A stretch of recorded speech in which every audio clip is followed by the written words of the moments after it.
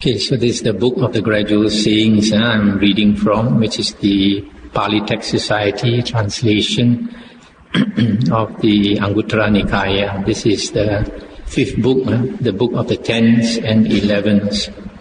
So the first sutta, thus have I heard, on a certain occasion the Exalted One was staying near Savatthi at Jeta Grove in Anathapindika Spa. Then the Venerable Ananda came to see the Exalted One, and on coming to him saluted the Exalted One and sat down at one side. So seated, the Venerable Ananda said this to him: "Pray, sir, what is the object, what is the profit of good conduct or moral conduct?" And the Buddha said, "Why, Ananda? Freedom from remorse is the object. Freedom from remorse is the profit of moral conduct." I'll stop here for a while to just make a few comments. The Exalted One is a translation of the Pali term Bhagava. Bhagava is one of the 10 names of the Buddha. And here is mentioned that the Buddha was staying at Savatthi in Jeta's Grove or Jetavana, Anathapindika Spa. This monastery is called Jetavana or Anathapindika Spa because it was donated by Anathapindika, a very rich man who bought it from Prince Jeta. That's why it's also called Jetavana. And this monastery is the monastery where the Buddha spent most of the Vasa. 45 years of Vasa, he spent most of them in Savatthi. So that's why you find many of the suttas mentions Savatthi and Jetavana. Then Venerable Ananda asked the Buddha about the object and profit of, here it says good conduct, actually it's moral, another translation would be moral conduct, and the Pali word is sila. Sila or moral conduct means abstention from harming other living beings, keeping the precepts which helps us not to harm other living beings. For example, in the 5 precepts of a Buddhist layman, the first precept is not to kill. We abstain from killing. And the second precept is not to take what is not given to us. The third is not to commit adultery. The fourth is not to lie. The fifth is not to take intoxicants or drugs that cause heedlessness. So these precepts help us to abstain from evil, from harming other living beings. So that is why when we abstain from harming other living beings, the profit of it is freedom from remorse. That is also, you could say, non-remorse, not regretting. Now to continue, then Venerable Ananda asks, this translation here, praise, actually that's old English. In modern day English will be please, sir. So it said, praise, sir, or please, sir. What is the object? What is the what is the profit of freedom from remorse? And the Buddha said, joy, Ananda. Joy is the object. Joy is the profit of freedom from remorse. Again he asks, but sir, what is the object? What is the profit of joy? Delight, Ananda, is the object. Delight is the profit of joy. But pray, sir, what is the object? What is the profit of delight? Calm, Ananda, is the object. Calm is the profit of delight. But sir, what is the object? What is the profit of calm? Happiness, Ananda, is the object. Happiness is the profit of calm. Pray, sir, what is the object? What is the profit of happiness? Concentration, Ananda, Samadhi, is the object. Concentration is the profit of happiness. But pray, sir, what is the object? What is the profit of concentration? Knowing and seeing things as they really are, Ananda, is the object and profit of concentration. What is the object, sir? What is the profit of knowing and seeing things as they really are? Revulsion or weariness, and dispassion or disenchantment, ananda, is the object of it. Pray, sir, what is the object and profit of revulsion and dispassion?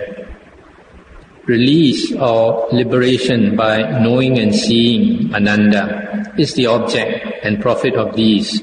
So you see, ananda, moral conduct has freedom from remorse as object and profit. Freedom from remorse has joy, joy has delight, delight has calm, calm has happiness, happiness has concentration, concentration has seeing things as they really are, seeing things as they really are has revulsion and dispassion. Revulsion and dispassion have release by knowing and seeing as their object and profit. So you see, ananda, moral conduct leads gradually up to the summit. That's the end of the sutta. So, to recapitulate, the sila or moral conduct leads to non-remorse, and non-remorse leads to joy. The Pali is pamoja, joy, and joy leads to delight, piti. I use the translation delight, whereas the book says rapture, because delight is supposed to be a subtle feeling, whereas the later books say that piti could be very strong. But in the Digha Nikaya, it is stated that this piti and sukha are subtle feeling that arises in meditation. And then delight, piti, leads to calm, pasadi, and calm leads to happiness, and happiness leads to concentration.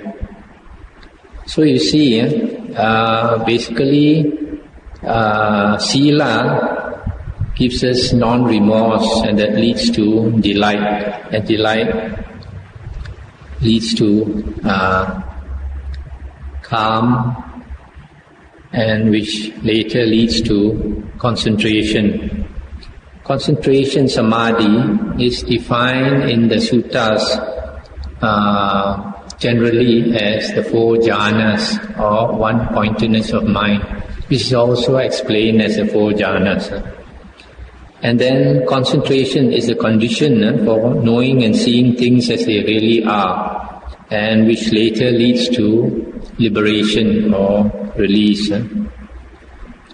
So this samadhi is a very important factor for you to know and see things as they really are. And that is why jhana is a very important factor in the Noble Eightfold Path. It is the last factor that enables us to know and see things as they really are before liberation. And knowing and seeing things as they really are leads to nibbida. Nibbida here is translated as revulsion. You could also say weariness. When you see things as they really are, that means you see that everything in the world has no stability. Everything in the world is changing. It arises and passes away, arises and passes away. So, if a person sees that nothing you can hold on to in this world, everything must pass away. So, you get tired of it. You get wearied of it. And that leads to viraga. Raga is generally translated as passion or craving. So viraga is dispassion. Dispassion or disenchantment.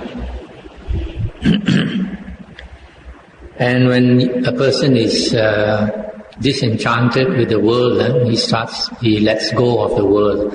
And only when you let go of the world can you attain liberation by knowing and seeing. So, these conditions that finally lead to liberation is a kind of dependent origination. Normally when we talk about dependent origination, we talk about paticca samuppada, which is the 12 links that lead you to the end of suffering. Or he also explains how suffering arises. But here, it is a series of steps that lead you to liberation. So sometimes this series of steps in this sutta is called Transcendental Dependent Origination. And something like this sutta is also found elsewhere in the Anguttara Nikaya 8.81 and 11.1, and also Samyutta Nikaya 12.23. So just to say again, this series of transcendental dependent origination starts with sila. So sila is a very important factor that finally leads to liberation. Some people, not being aware of this type of suttas, they think just by meditation alone and not being bothered with other things like keeping sila, doing dana and all that, they think they can get liberation. But you can see from this sutta that you need to keep good sila to attain that happiness that leads to concentration, and that concentration leads to seeing things clearly so that you can be liberated. The other thing I like to mention here is that you see, by keeping sila, joy can arise. Joy can arise. So even if a person leads the holy life, wears the robe, and even if he does not succeed in meditation, does not attain jhana and all that, just by keeping good sila, that person has joy within him. That is why people can continue to wear the robe, because you have joy in wearing the robe. If there is no joy in wearing the robe, nobody will want to wear the robe, isn't it? So we wear the robe. Initially we have suffering, because on the physical aspect, you are disadvantaged in the sense that all your food is dependent on people's donation and all that. And nothing you can buy on your own. You have to depend entirely on the support of others. So for a person not used to it, initially it could be a bit of a dukkha. But by keeping good sila, joy arises, then that person can continue to lead the holy life.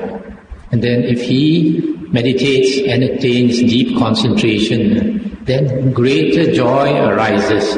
In fact, the Buddha mentioned in some suttas, like in the Majjhima Nikaya, the Buddha said the joy of attaining the jhanas surpasses heavenly bliss, by which he means the heavenly bliss of the sensual realm or the desire realm, like Sakadeva Raja. He does not experience this jhanic bliss, which is even higher than what Sakadeva Raja can experience.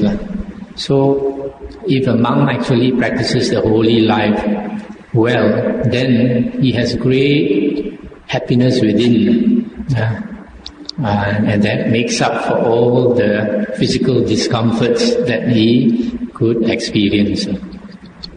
Now we come to another sutta, 10.2. The Buddha said, "Monks, for one who is virtuous, in full possession of virtue, there is no need for the purposeful thought, may freedom from remorse arise in me. This, monks, is in accordance with nature, that for one who is virtuous, in full possession of virtue, freedom from remorse arises. Now, this word, who is virtuous, you could also say for one who has moral conduct, in full possession of moral conduct. There is no need for the purposeful thought or intentional thought. May freedom from remorse arise in me. This is in accordance with Dhamma. Here they translate as nature. That for one who is virtuous, freedom from remorse arises. So, once you have virtue, you don't have to think that you want to have non-remorse. Non-remorse automatically follows if you have sila. And then the Buddha continued, monks, for one who is free from remorse, there is no need for the purposeful thought, may joy arise in me. This, monks, is in accordance with nature, that for one who is free from remorse, joy arises. Monks, for one who is joyous, there is no need for the purposeful thought, may delight arise in me. This, monks, is in accordance with nature, that for one who is joyous, delight arises. Monks, for one whose mind is delighted, there is no need for the purposeful thought, may my body be calmed. This, monks, is in accordance with nature, that for one whose mind is delighted, the body is calmed. Monks, for one whose body is calmed, there is no need for the thought, may I feel happiness. This, monks, is in accordance with nature, that one whose body is calm feels happiness. Monks, for one who is happy, there is no need for the thought, may my mind be concentrated. It follows that the happy man's mind is concentrated. Monks, for one who is concentrated, there is no need for the thought, may I know and see things as they really are. It follows naturally that one who is concentrated does so. Monks, for one who knows and sees things as they really are, there is no need for the thought, may I feel revulsion, may passion fade in me. It follows naturally that such a one feels revulsion and dispassion. Monks, for one who feels revulsion and dispassion, there is no need for the thought, may I realize release by knowing and seeing. It follows naturally that he who feels revulsion and dispassion realizes release by knowing and seeing. So you see, monks, release by knowing and seeing is the object and profit of revulsion and dispassion. Revulsion and dispassion is the object and profit of seeing and knowing things as they really are. Seeing and knowing things as they really are is the object and profit of concentration. Concentration is the profit and is the object and profit of happiness. Happiness is the object and profit of calm. Calm is the object and profit of joy. Joy is the object and profit of freedom from remorse. Freedom from remorse is the object and profit of moral conduct. Thus, monks, one state just causes another state to swell. One state just causes the fulfillment of another state for the sake of going from this side to the beyond. That's the end of the sutta. The beyond, or the further shore, refers to Nibbana. So you see, this sutta, it says that one condition arises, another follows naturally without having to make a wish for it. And this is a bit similar to the sutta in the Anguttara Nikaya 5.43, where the Buddha said, if you want certain things in this world, for example, to have long life, to be happy, to be wealthy, and after death to have a good rebirth, etc. The Buddha said it's no use praying for it or making a vow. You have to walk the path that brings you to what you want to get. For example, if you want to have long life, you must not kill. If you kill, then even you pray and you make a vow, you will still get short life, because you don't have the condition necessary to give you long life. So, from this sutta, you know that you have to work for whatever you want to get, and only if there is a condition for it, you will get what you want to get. For example, if you want to be happy, to have a happy rebirth, then you must give happiness to other beings, then you deserve happiness. Otherwise, there is no condition for happiness.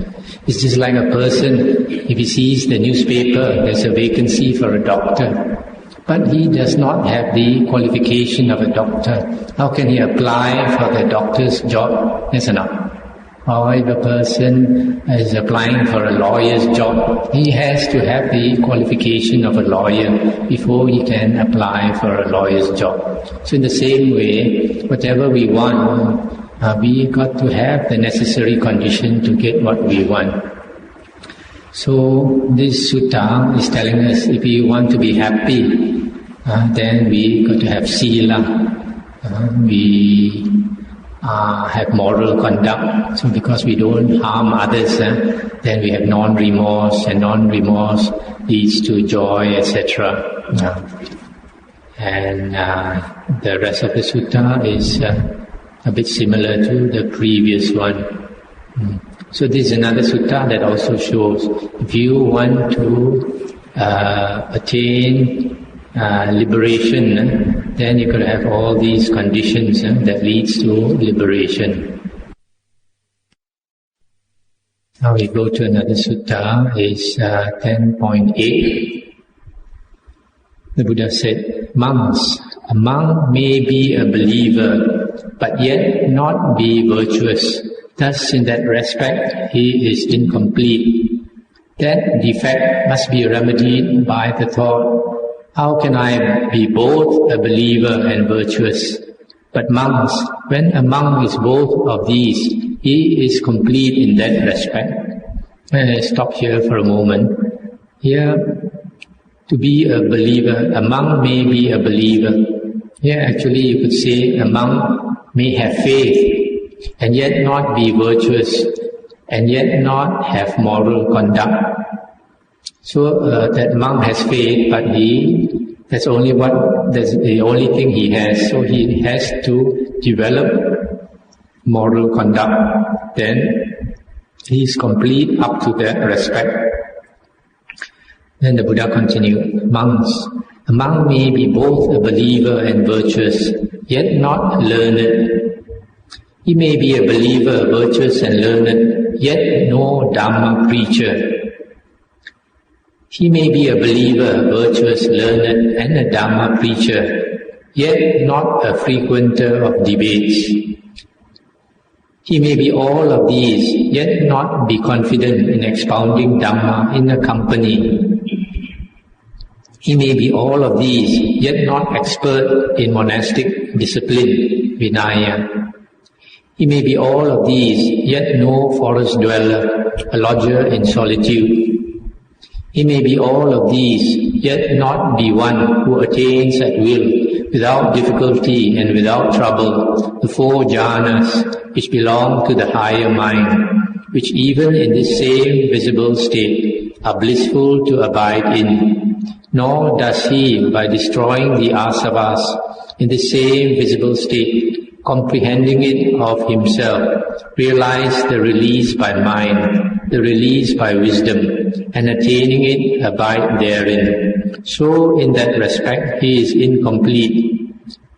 That defect must be remedied by the thought, how can I be both a believer and virtuous, also learned, a Dhamma preacher, a frequenter of debates, and confident in expounding Dhamma in a company, also expert in the monastic discipline, a forest dweller, a lodger in solitude, and one who attains at will the four jhanas, and by destroying the asavas, realize the release by mind, the release by wisdom, and attaining it abide therein. Then monks, when he has attained each one of these 10 things, he is complete in that respect. Monks, If he be endowed with these 10 qualities, a monk is altogether charming and complete in every attribute. That's the end of the sutta. So you find this sutta is giving practical advice to monks to attain these various qualities that make for veneration. And some of these qualities are also repeated elsewhere. So these qualities are very good qualities that a monk should develop. The first one, he should have faith. Having faith means having faith in the Buddha, Dhamma and Sangha, the triple gem. Having faith in the Buddha means having faith or believing that the Buddha is enlightened. And then having faith in the Dhamma means believing in the things that are taught in the Dhamma, having faith that they are the words of an enlightened person. And then having faith in the Sangha is having faith in the monk, bhikkhu Sangha. Sometimes people think that the Sangha only refers to Arya, but actually you find in like the Majjhima Nikaya, I think Sutta number 142, Dakkina Vibhanga Sutta, where the Buddha says that the Sangha refers to the community of monks or nuns. So, because if you take refuge with the Buddha, Dhamma and Sangha, if you just take refuge with the Arya Sangha, who is the Arya? You don't know who is the Arya. Whereas if you say you take refuge with the Sangha of monks, then you know those people who wear the robe. That's why you find in the suttas, for example, some anagami lay disciples like Chitta or Hataka. When monks come to their house for alms round, and they pay respect to the monk, they don't think, oh, I'm an anagami, this monk is only a putujana or a sotapanna, not worthy of my paying respect. They never think like that, because the monk has renounced and he represents the renunciant disciples of the Buddha, so they pay respect to the monk.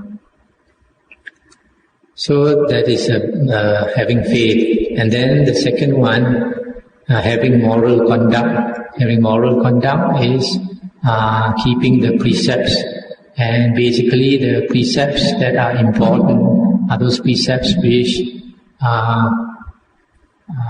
help us not to harm other living beings. And then number 3 is learned. Or sometimes they say much learning.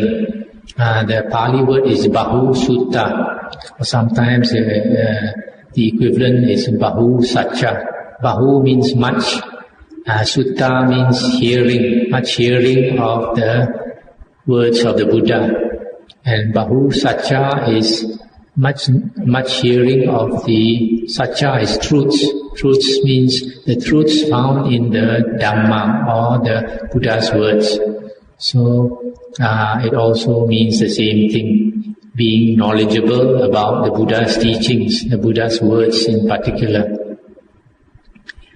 Later we'll find some other sutta where some of these terms are explained in more detail. The Dhamma preacher. So after a monk has faith, then he keeps his sila. Then after he has sila, he should be learned in the Buddha's teachings. And after he's learned, then he should try to teach the Buddha's teachings to others.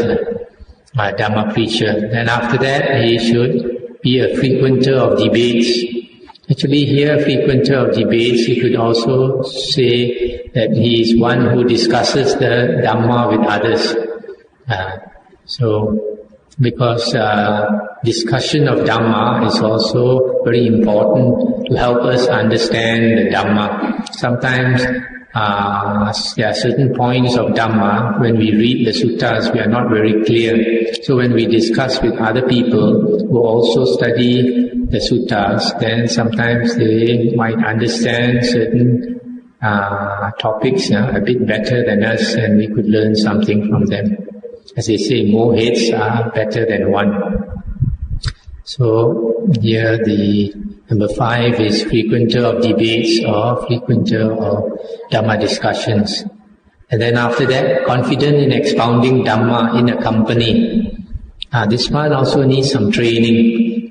Usually monks, if they are not used to teaching Dhamma to a crowd of people, then initially you will have a lot of fear when you face a crowd of people. So it takes practice slowly to get used to teaching to many people. That's number 6. Then number 7 is expert in Vinaya. Vinaya is monastic discipline. That means for the discipline that is taught to monastics, those who are monks and nuns. And because this Vinaya is important for a monk to understand, so that he knows how to conduct himself. Otherwise, if a person is not knowledgeable about Vinaya, he conducts himself like a lay person. And people, by noticing his conduct or his deportment, people might be sort of put off. So it is important for a monk or a nun to know how to conduct himself. That is taught in the Vinaya. And then after that, he is to be a forest dweller, a lodger in solitude. This is for those who want to attain liberation, to leave samsara. Then it is good if they could stay alone. But that also needs training. If you don't have a certain degree of samadhi, of concentration, then it's difficult to stay alone. Then after that, he's encouraged to attain the 4 jhanas. So if he stays in solitude, the chances of attaining the jhanas are much higher. Then after that, that leads to release by mind and release by wisdom. That's attaining of arahanthood. So these are the qualities that a monk is encouraged to develop. That's why a lot of the things in the suttas are very practical instructions. As we study the suttas, we know how to practice the holy life.